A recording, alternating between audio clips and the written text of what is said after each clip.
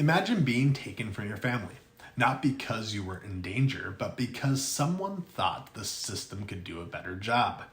You're put in a stranger's home, scared and confused, and forced to adjust. Here's a sad truth. Foster care often doesn't make things better. Kids in foster care are 4 times more likely to be abused than kids who stay with their families.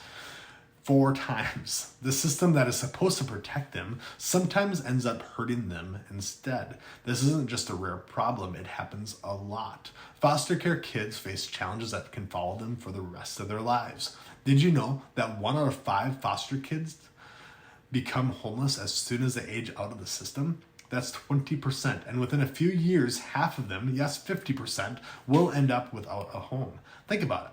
Kids who were supposed to be cared for by the system are left to survive on their own without the help they need. The problems don't stop there. Foster kids are also at a very high risk of being trafficked. In the United States, 60% of kids who are victims of human trafficking spent time in foster care. That's more than half. Traffickers take advantage of these kids because they know that they don't have strong support systems. It's heartbreaking. Let's talk about mental health. Foster kids deal with so much trauma being taken from their families, moving between homes, and not having people that they can trust. It's no wonder that 80% of foster kids have mental health problems like anxiety, depression, or PTSD. In fact, foster kids are 4 times more likely to have PTSD than soldiers who have been in combat.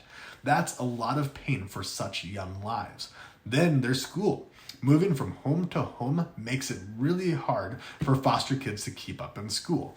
Only about half of them graduate high school on time. When it comes to college, fewer than 10% even enroll, and only 3% earn a degree. How can kids focus on school when their whole world is constantly being uprooted? Another huge problem is the foster care to prison pipeline. A quarter of foster youth, 25%, end up in jail or involved with the criminal justice system within 2 years of aging out.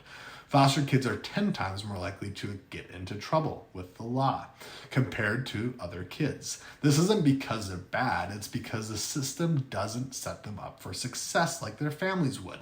Now, here's something most people don't know.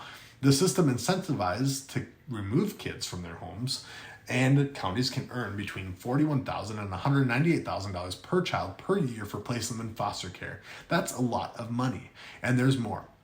The government gives bonuses for finalized adoptions. This means there's financial pressure and incentives to take kids away from their families and push them toward adoption, even if that's not what's best for the child. Instead of helping struggling families, the system often removes kids because it's easier and more profitable. But it doesn't have to be this way. Studies show that keeping families together whenever it's safe leads to better outcomes for kids. Families, even those who are struggling, can provide love, stability, and a sense of belonging that foster care cannot do.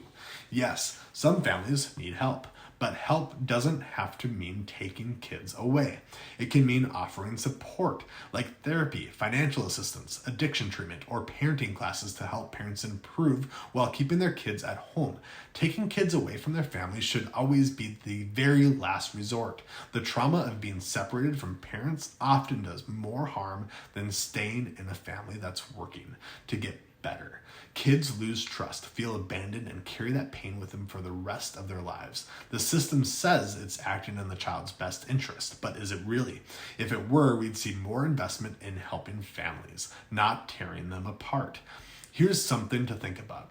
For every dollar spent on prevention, we save $4 to $6 in future costs. It's cheaper and better for everyone to help families before things get so bad that kids are removed.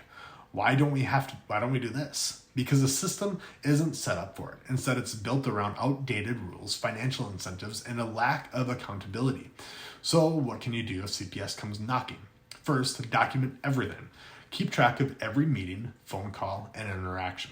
Write down the dates, times, and what was said. If you can, record conversations. Just make sure it's legal in your state.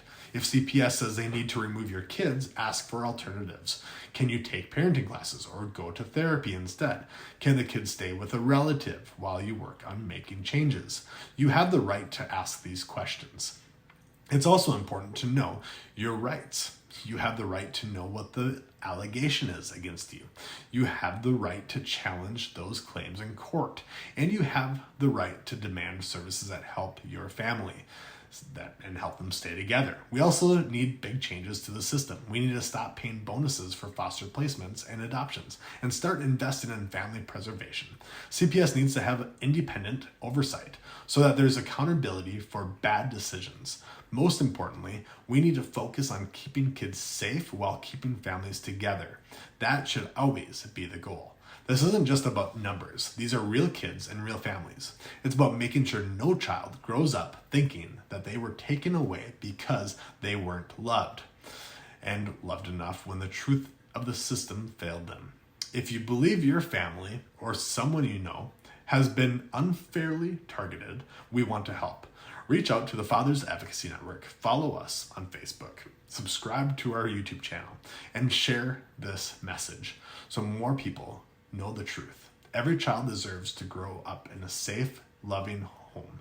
Kids don't need a system, they need their families. Together, we can make that happen.